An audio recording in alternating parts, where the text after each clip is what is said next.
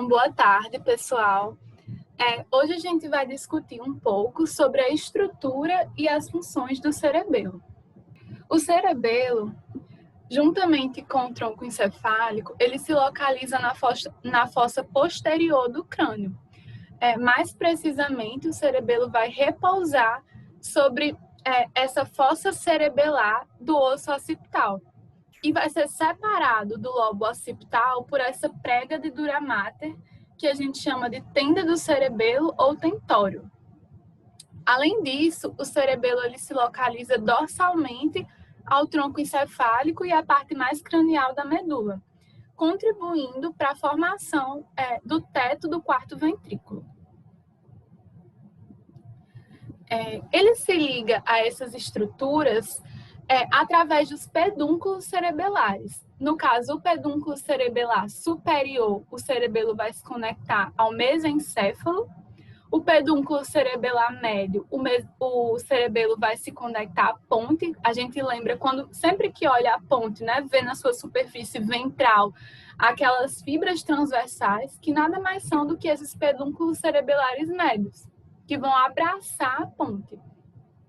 E o pedúnculo cerebelar inferior, através do qual o cerebelo vai se conectar ao bulbo e à medula espinal. Quando a gente olha a superfície do cerebelo, né, a gente vê uma porção medial e ímpar, que a gente chama de verme do cerebelo, e o verme do cerebelo ele vai unir os dois hemisférios cerebelares, direito e esquerdo.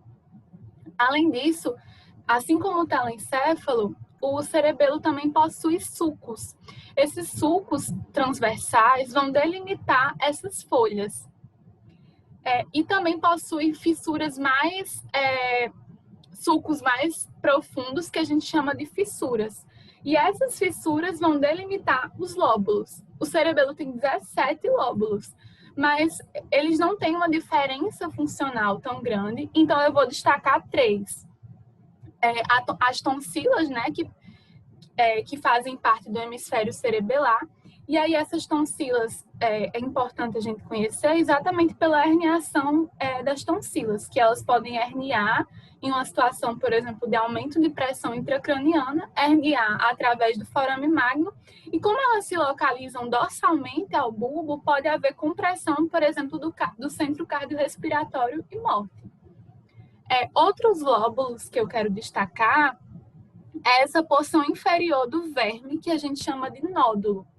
Além dessa porção aqui meio que alongada do hemisfério cerebelar, que a gente chama de flóculo.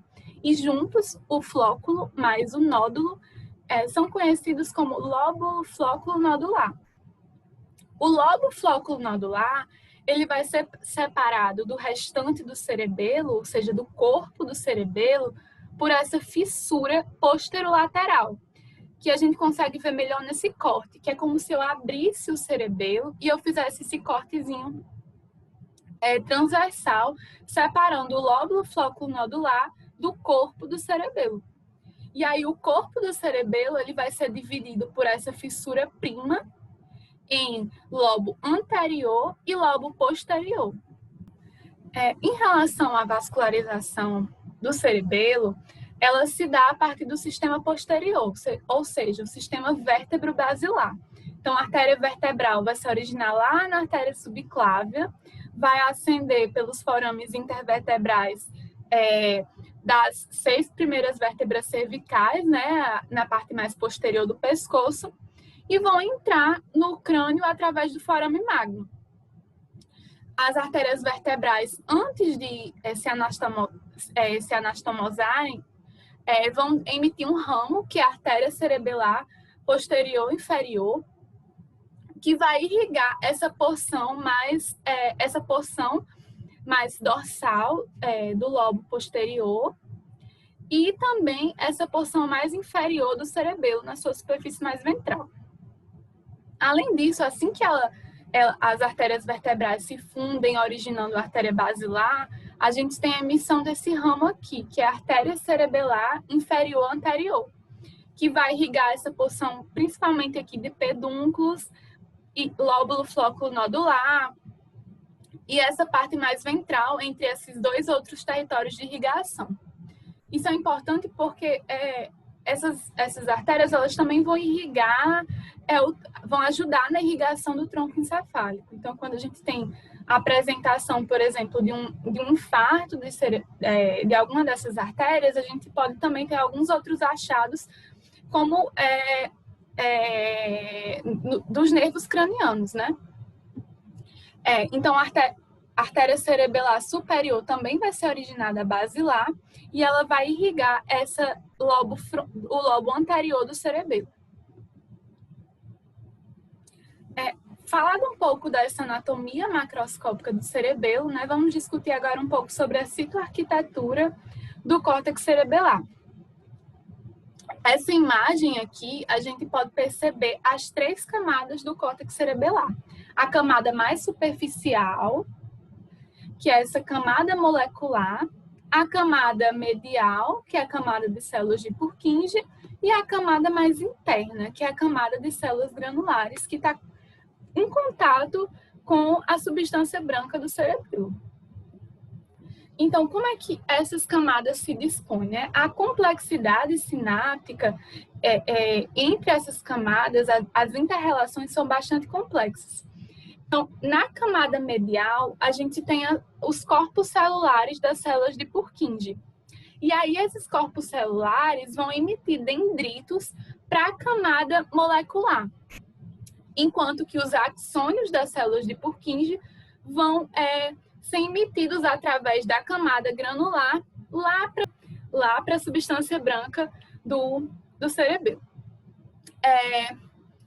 Já na camada granular, nós temos as células granulares, que são células bem pequenas e bem numerosas que vão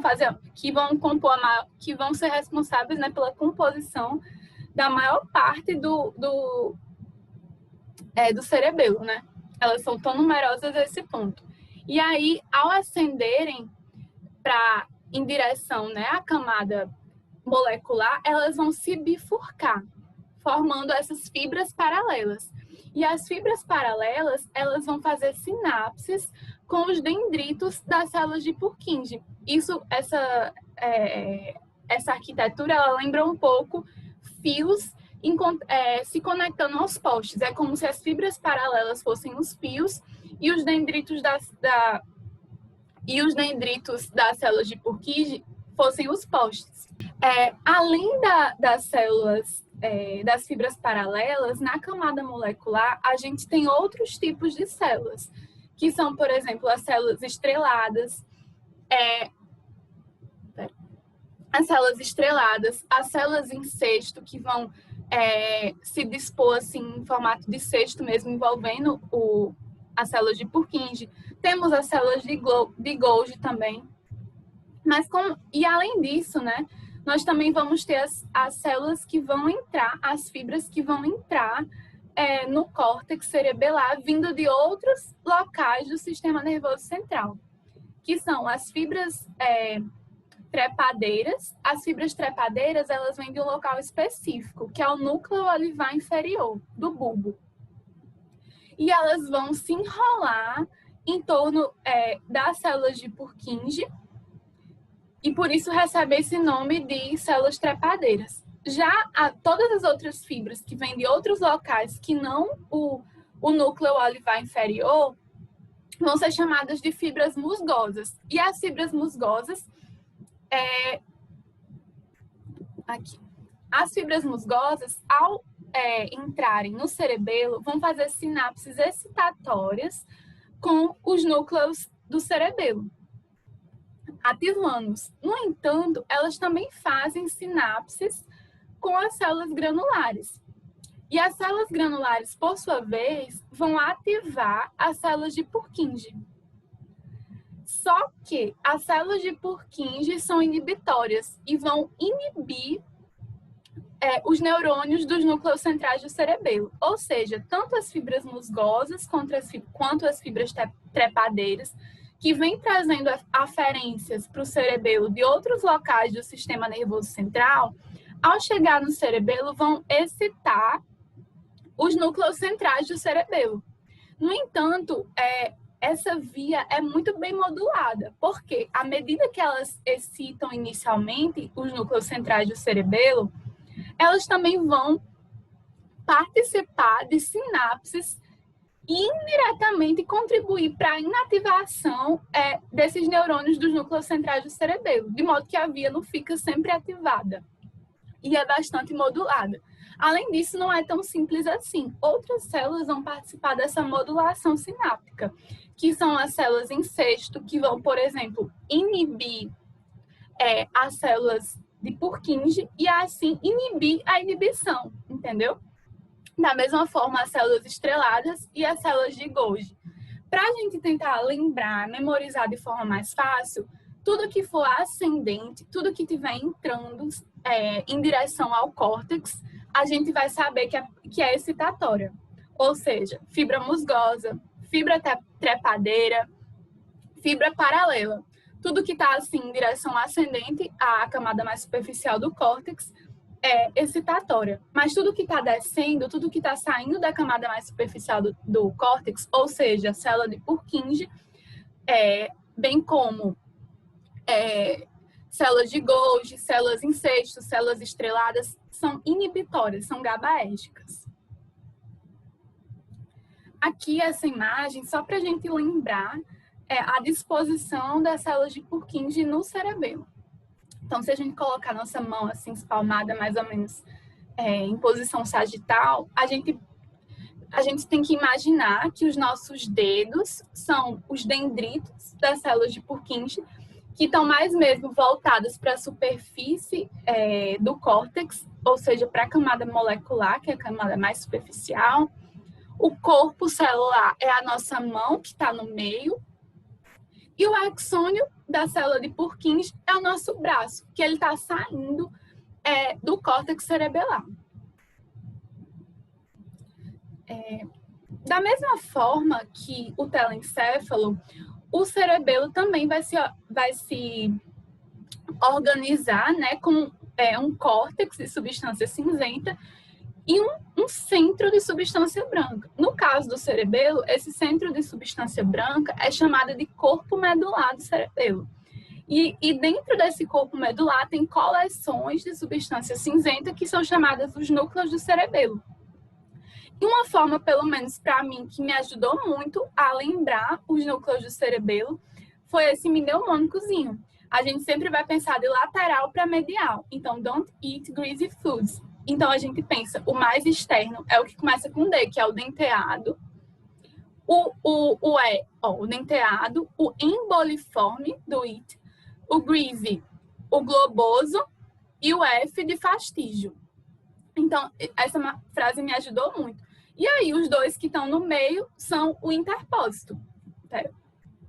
Então, denteado, emboliforme, globosos e fastígio. E os dois que estão no meio são chamados de interpósito, como o próprio nome sugere já. Além dessa divisão anatômica que a gente já tinha comentado, o cerebelo também tem uma divisão funcional. No caso do lobo flóculo nodular, essa divisão permanece. E ele vai corresponder ao vestíbulo cerebelo. Já o corpo do cerebelo, ele vai ser dividido em zonas. Zonas funcionais, né? A parte do verme, o verme, né, que é a zona medial, e essa zona intermediária, ou zona paravermial, ela vai ser chamada de espinocerebelo, porque vai ter conexões com a medula. Já o cérebro-cerebelo, ele vai ser a zona lateral do corpo do cerebelo, que corresponde mesmo à zona lateral dos hemisférios cerebelares. E ele recebe esse nome porque ele se conecta ao cérebro. Uma forma legal da gente lembrar a relação entre as zonas do cerebelo e os respectivos núcleos centrais do cerebelo é a gente sempre pensar também de lateral para medial. Então, o cérebro-cerebelo, ele vai ter uma relação, que ele é mais lateral, né? Ele vai ter relação com o núcleo mais lateral, que é qual? O denteado. A zona intermédia vai ter relação com os núcleos do meio. Quem são os núcleos do meio? O interpósito, né? Que é o emboliforme e o globoso. E o mais medial, que é o verme, vai ter relação com o núcleo mais medial, que é o fastígio. Então, zona lateral tem relação com o núcleo central mais lateral, que é o denteado. Zona intermédia vai ter relação com o interpósito. E a zona medial vai ter relação realmente com o núcleo mais medial, que é o fastígio. Isso vai ser importante para a gente lembrar melhor das vias cerebelares. Antes de eu dar prosseguimento, eu quero fazer algumas considerações gerais. Bom, diferentemente das vias de projeção do cérebro, as vias aferentes e eferentes do cerebelo são homolaterais. Ou então, elas vão sofrer duplo cruzamento. Ou seja, ou elas já vão entrar direto do mesmo lado, ou então sair, no caso, né, tanto aferente quanto eferente, ou então ela vai vir pelo lado oposto, mas ela volta novamente pro lado ipsilateral. De forma que sempre o cerebelo vai influenciar os neurônios motores ipsilaterais. Isso é muito importante porque a sintomatologia, novamente, né, diferente do que ocorre no cérebro, a sintomatologia de uma lesão cerebelar, ela vai ocorrer do mesmo lado. E, além disso, as principais funções do cerebelo, que a gente vai ver mais adiante, né, são a coordenação dos movimentos voluntários, a manutenção da postura e do equilíbrio, o controle do tônus muscular e a aprendizagem motora. Mas a gente vai ver que essas conexões, elas não são feitas direta. Não tem uma via direta ligando, por exemplo, o cerebelo ao neurônio motor inferior, lá na medula. Mas sim, a gente vai ver que o cerebelo ele vai modular essas vias indiretamente atuar. E hoje já se sabe que o cerebelo ele não tem funções somente motoras. Ele também tem funções cognitivas, como, por exemplo, na memória. Então, vamos agora, né, relembrar um pouco as vias aferentes e eferentes do cerebelo. Mas antes disso, eu vou recapitular aqui, só para a gente sempre lembrar que sempre que eu estiver falando em fibra aferente, eu estou falando nada mais, nada menos do que as fibras musgosas, principalmente, ou então as trepadeiras, que eu vou falar lá no final, que vem do núcleo olivar inferior. Mas a maioria vão ser mesmo fibras musgosas, que vão vir de outras regiões do sistema nervoso central, como, por exemplo, núcleos do tronco encefálico. Essas fibras são excitatórias, vão ativar, né, as células granulares, que vão formar aquelas fibras paralelas que vão ativar as células de Purkinje. E as células de Purkinje são inibitórias. Na maioria dos casos, as células de Purkinje vão agir nas vias eferentes de forma indireta, porque elas vão agir nos núcleos, nos neurônios dos núcleos do cerebelo, que por sua vez são os que vão sair realmente do cerebelo para outras regiões, formando a maior parte das vias eferentes cerebelares. Então, a maior parte das vias aferentes são fibras musgosas e a maior parte das fibras eferentes são neurônios mesmo dos núcleos centrais do cerebelo e não do córtex. Isso é bem interessante. Então, a primeira via para a gente estudar, a gente revisar, né? A gente viu bastante isso na aula de Letícia, mas eu trouxe aqui, porque eu acho que para entender a divisão funcional é importante a gente relembrar essas vias. Então, a primeira divisão funcional que eu vou falar é o vestíbulo cerebelo. Então, o vestíbulo cerebelo, ele recebe esse nome porque ele vai realmente se conectar com o sistema vestibular. As informações, a gente sabe que no ouvido interno, a gente tem um órgão vestibular, na parte vestibular do ouvido interno, e nós temos células sensoriais com cílios, e esses cílios são os receptores sensoriais. Então, tanto a gravidade, tanto quanto o movimento da endolinfa, quando, por exemplo, eu movimento minha cabeça, eu movo a endolinfa, Isso vai levar à movimentação desses cílios e à despolarização dessas células. E esse impulso elétrico vai ser enviado lá para o gânglio vestibular. No gânglio vestibular, né, que tem o primeiro neurônio da via, a gente vai enviar impulsos lá para os núcleos vestibulares do bulbo. E esses núcleos vestibulares do bulbo, por sua vez, vão enviar fibras para o vestíbulo cerebelo. Então, o vestíbulo cerebelo, ele recebe aferências lá dos núcleos vestibulares do bulbo. Uma coisa que é interessante do vestíbulo cerebelo é que, ao contrário das outras duas divisões, né, que vão atuar nas suas vias eferentes pelos núcleos centrais do cerebelo, o vestíbulo cerebelo não. Ele vai se conectar diretamente logo aos núcleos vestibulares, sem ser através dos núcleos centrais do cerebelo. Então, as próprias fibras de Purkinje do vestíbulo cerebelo, elas vão se conectar diretamente com os núcleos vestibulares. E essa conexão, né, vai ser feita tanto com o núcleo vestibular medial. O núcleo vestibular medial, do núcleo vestibular medial, né, ao receber essas aferências do vestíbulo cerebelo, quanto também do sistema vestibular, ele vai originar fibras que vão compor o fascículo longitudinal medial, que é esse aqui que a gente pode ver. E o fascículo longitudinal medial, ele é importantíssimo, por quê? Porque ele vai integrar os núcleos dos neurônios responsáveis pela movimentação ocular extrínseca, ou seja, do nervo oculomotor, do troclear e do abducente. Então, e além disso também, né, ele vai integrar, não está na imagem, mas ele também vai integrar o núcleo da raiz espinal do acessório.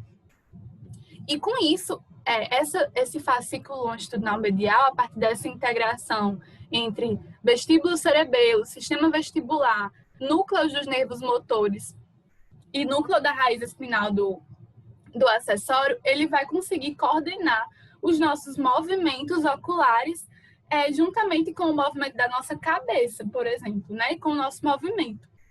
E isso é essencial para o nosso reflexo vestibulo-ocular. Outra coisa também que é interessante é que o vestíbulo cerebelo ele também se projeta para o núcleo vestibular lateral. E do núcleo vestibular lateral, tá aqui, do núcleo vestibular lateral, vai sair o trato vestibuloespinal. Então, o cerebelo faz sinapse com neurônios do núcleo vestibular lateral. O núcleo vestibular lateral, por sua vez, vai enviar axônios que vão formar o trato vestibuloespinal. E o trato vestibuloespinal, tanto lateral quanto medial, vão ser responsáveis pela manutenção da nossa postura, porque os neurônios que eles vão inervar, os motoneurônios, né, que eles vão fazer sinapses, eles vão controlar a musculatura axial e extensora dos membros. Aí é interessante, esses músculos extensores são os antigravitacionais. É interessante que o Ângelo Machado fala que quando a gente tropeça, a gente tem um reflexo de extensor dos membros inferiores para que a gente não caia. Eu nem sabia que isso era reflexo, na verdade. Visto isso, né, agora a gente vai falar um pouquinho sobre o cérebro-cerebelo. Sim, e aqui, só voltando, né, como a gente viu, né, que o vestíbulo cerebelo vai participar, né, dessa manutenção da postura, a gente já pensa. Então, um paciente que tem uma lesão no vestíbulo cerebelo, ele pode apresentar essa instabilidade da marcha, por exemplo, né? Agora falando sobre o cérebro-cerebelo. O cérebro-cerebelo, ele também não recebe esse nome à toa. Ele vai receber aferências lá do córtex cerebral. Então, mas não é só da região motora. Então, assim, áreas de associação do córtex cerebral, por exemplo, áreas que vão expressar aquela intenção do movimento, áreas de associação. Vão enviar estímulos através do núcleo pontino lá para o cérebro cerebelo. No cérebro cerebelo vai ser formado um plano motor. E esse plano motor vai ser enviado através do núcleo, no núcleo neteado para o tálamo e do tálamo para o córtex cerebral, para as áreas motora suplementar e pré-motora e motora suplementar. E aí vai juntar o plano motor que o cerebelo está enviando com o plano motor já dessas áreas motoras secundárias, que por sua vez, né, vão se conectar com o córtex motor primário, que vai originar o trato córtico-espinal. Então, a gente percebe aqui que o cérebro cerebelo, ele é importantíssimo na coordenação do movimento, principalmente das extremidades, né? Porque o trato córtico-espinal, ele atua nisso. Movimentos finos e precisos das extremidades distais dos membros. Em relação ao... E para que serve o espinho cerebelo, né? Uma vez que o movimento é iniciado, o espinho cerebelo vai começar a receber informações acerca do movimento. Vai receber informações através do trato espinocerebelar posterior acerca do grau de atividade do trato córtico-espinal e também vai receber informações de propriocepção inconsciente, lá dos fusos neuromusculares e órgãos tendinos. Então, o cerebelo vai ter uma ideia do que está acontecendo, de como é que está acontecendo esse movimento. E para que ele recebe isso, né? Na verdade, ele atua como um mecanismo de feedback feed-forward. Ele vai receber um feedback do movimento e conforme isso, né, ele vai comparar com o plano motor do cerebelo e ele vai corrigir, fazer as correções necessárias. E como é que ele faz essas correções necessárias, né? Ele faz através do espinho cerebelo. O espinho cerebelo vai enviar referências lá para os núcleos interpostos. Lembrar, espinho cerebelo a zona intermédia, né? Que eu falei que a zona intermédia ela vai se conectar ao interpósito, emboliforme e globoso. E do núcleo interpósito, eu vou ter referências lá para o tálamo e do tálamo para o córtex motor. Ou seja, o cerebelo vai informar o córtex motor de algum ajuste que seja necessário conforme o feedback que ele vai recebendo, né? E aí, a partir disso, o córtex motor vai poder modular lá o trato córtico-espinal, já com esses novos ajustes, né? Além disso, o espinocerebelo, através do núcleo interpósito, também vai enviar estímulos lá para o núcleo rubro. Aqui. Do núcleo rubro, do núcleo rubro lá do mesencéfalo, né, que vão surgir as fibras que vão originar o trato rubro-espinal.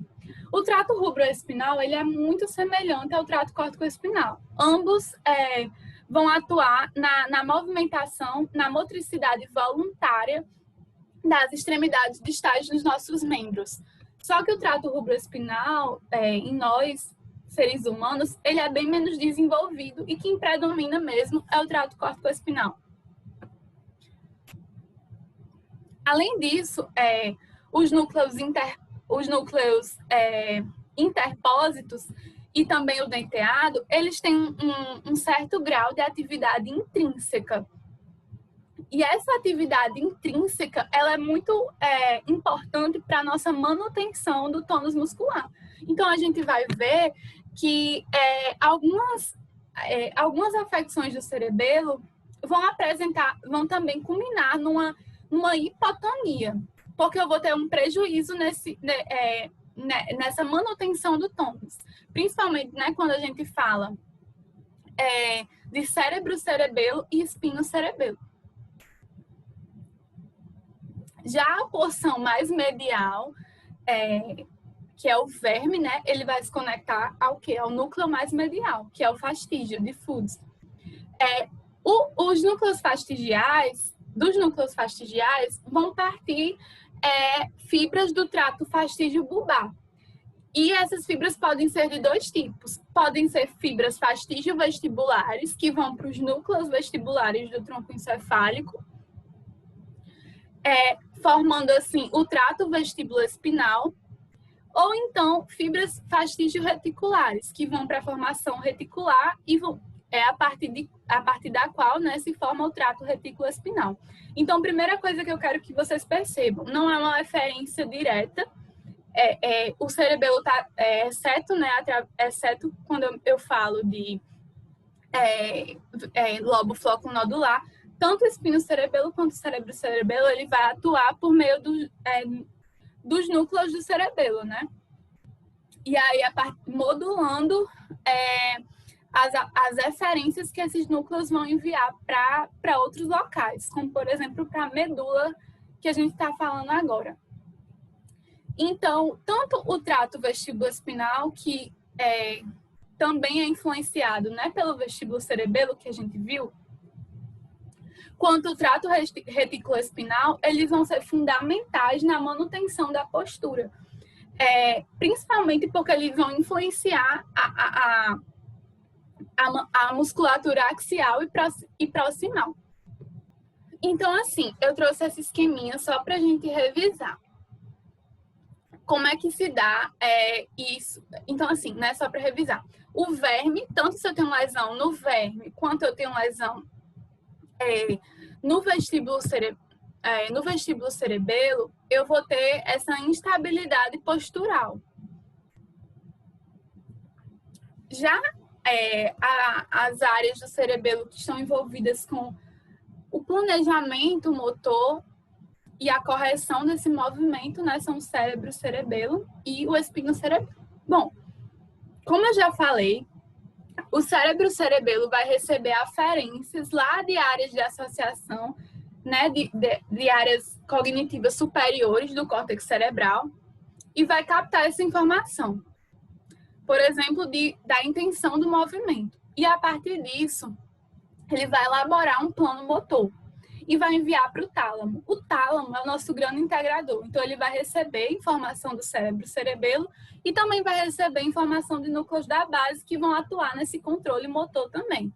E aí o tálamo envia todos esses estímulos lá para a área pré-motora e motora suplementar, que também está envolvida com o planejamento motor. Então, esses planos motores do cerebelo, do córtex motor secundário e dos núcleos da base vão ser aliados, né? Vão ser conectados e vai se formar um plano motor comum.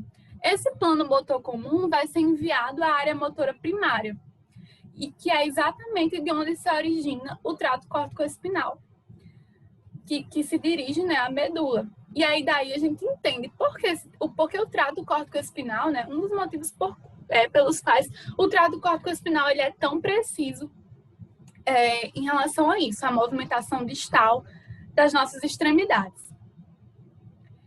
Então, lá na medula, à medida que se inicia esse movimento, eu tenho referências lá para o espino-cerebelo, que eu quero mostrar ao espino-cerebelo como é que se esse plano motor está sendo bem executado. Além disso, o espino-cerebelo também vai receber informações dos pulsos neuromusculares e dos órgãos tendíneos, né, de propriocepção inconsciente, e vai integrar esses estímulos. Na zona medial, na zona intermédia, eu vou ter envio, tipo de um feedback para o cérebro, né? Então, eu vou ter o envio de informações para o tálamo, e aí o tálamo vai poder, de volta, enviar informações para a área motora, influenciando, assim, nas referências do trato córtico-espinal. E também ele vai enviar informações para o núcleo rubro, que também vai para a medula, que no caso vai para a medula. E aí o núcleo rubro, tanto quanto o trato corticoespinal lateral, né, vão ter a função semelhante. Já na zona medial, o verme ele vai se conectar tanto aos núcleos vestibulares quanto à formação reticular, que por sua vez vão originar axônios que se dirigem à medula. E aí eles vão ter a mesma função, manutenção da postura. Então, cérebro-cerebelo e espino-cerebelo vão ser responsáveis principalmente por aquela movimentação mais das extremidades dos membros. E a parte, né, do verme vai ser responsável pela manutenção da postura juntamente com o lóbulo flóculo-nodular, com o vestíbulo cerebelo. Isso vai ser importante para a gente topografar as lesões. Por isso que eu estou repetindo tanto, que eu acho que já está cansativo. Enfim, novamente repetindo, para além dessas vias, porque eu sei que são muitos nomes de vias, mas a essência é o quê? A essência, eu tô até com vergonha de repetir de novo, mas enfim, o cérebro-cerebelo, ele atua no planejamento motor. E como é que ele atua? Ele envia seu plano motor para o córtex, influenciando as vias do córtex para a medula. E o espinocerebelo? O espinocerebelo vai receber um feedback da medula acerca desse movimento e vai, através dos núcleos, dos seus núcleos, né, tentar corrigir esse movimento. Seja enviando aferências lá para o tálamo e influenciando diretamente o córtex motor, ou então através dos núcleos do tronco encefálico, que também enviam aferências para a medula. Em relação à aprendizagem motora, o cerebelo também tem um papel importante. E agora, né, finalmente eu vou falar das fibras trepadeiras, que até agora eram fibras musgosas. Mas as fibras trepadeiras, elas têm exatamente esse papel relacionado à aprendizagem motora. Elas se originam lá no núcleo olivar inferior e elas, perceba que aqui o núcleo olivar inferior, ele vai receber aferências lá no núcleo rubro. Só que a gente sabe que o núcleo rubro recebe tanto aferências do espinocerebelo quanto do córtex cerebral. Então, ela vai comparar o movimento que está sendo realizado com o plano motor. E a partir disso, ela vai modular a excitabilidade das células de Purkinje. Só que isso acontece de forma repetida, né? Para a gente ter um aprendizado motor, o movimento tem que ser repetido várias vezes. E há, na verdade, uma plasticidade sináptica. Ela vai, quando o movimento não ocorre conforme o plano motor, ela vai enviando sinais de erro, de modo que cada vez mais vai ficando mais perfeita a sinapse.